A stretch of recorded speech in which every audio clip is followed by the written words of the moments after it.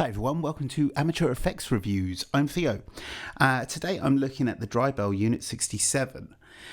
It's quite a few things. It's like a Swiss Army knife. It's a boost.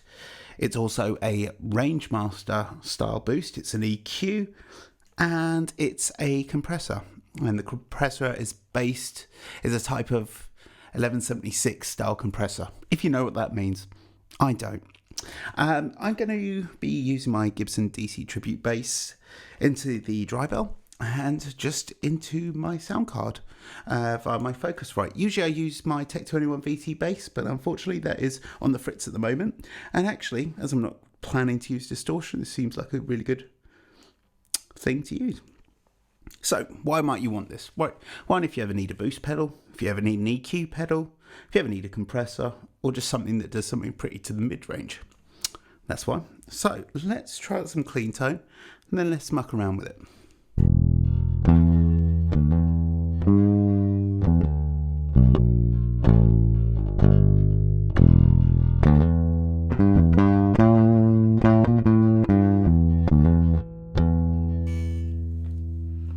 So far I've got the range setting turned down all the way. I've actually got the EQ switched off, but I believe the compression is currently marked as 0 to sustain. The sustain pot is actually a blend pot with the input switch determining where the threshold is. Basically boosts the input, so essentially lowers the threshold, I believe.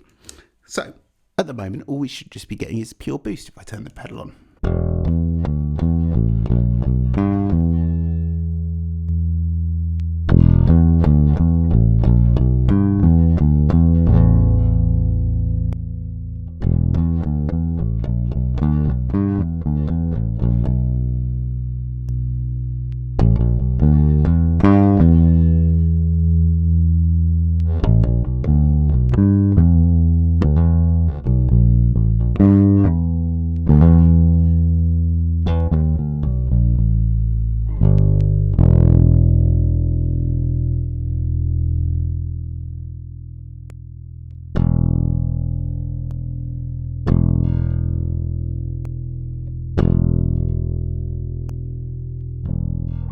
So you can tell with the lightning bolt setting bit there, that's about Unity.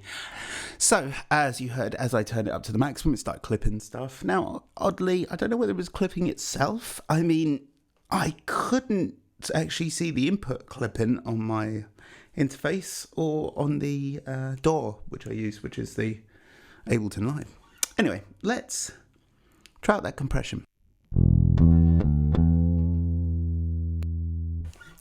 So one way I like to try compression is with the use of hit notes and harmonics.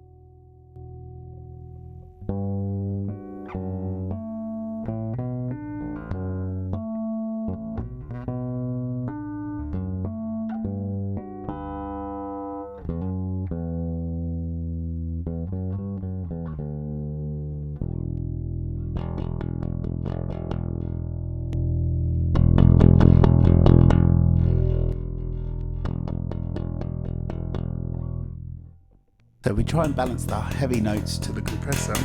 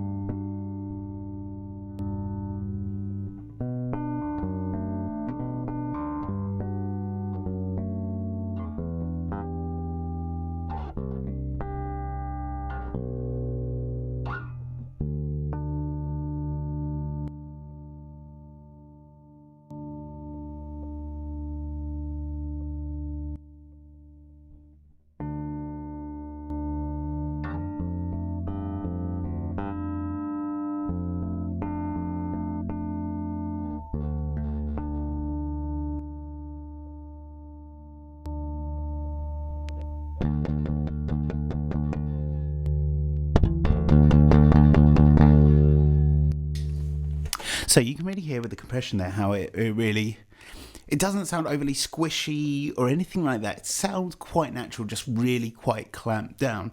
I actually think it's a great compressor for me. I don't really like lots of settings. I do get confused easily. And I'm trying to think, oh yeah, attack ratio, I'm not a complicated guy. And it just does some really smooth compression. Now, that sustain pot is actually a blend control. So you could introduce some bit more of your natural action in there, but still have quite a lot of sustain.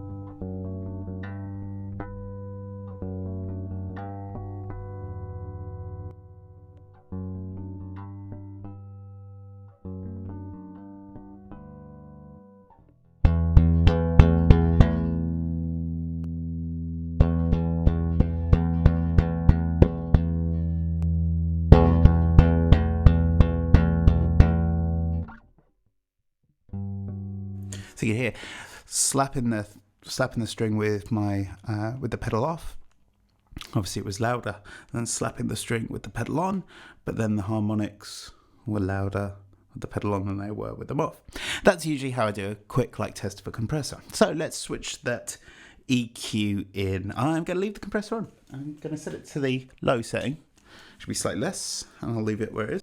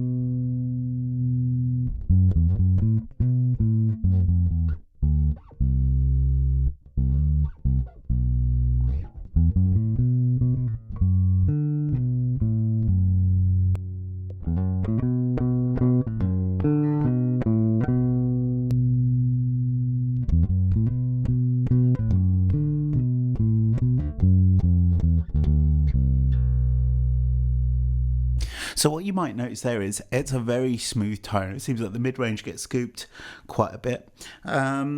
It's, yeah, very smooth. Now, the reason is that the mid-range is controlled by the range frequency, the range pot, which kind of adds a range master style boost to it. So let's just put the controls back to 12.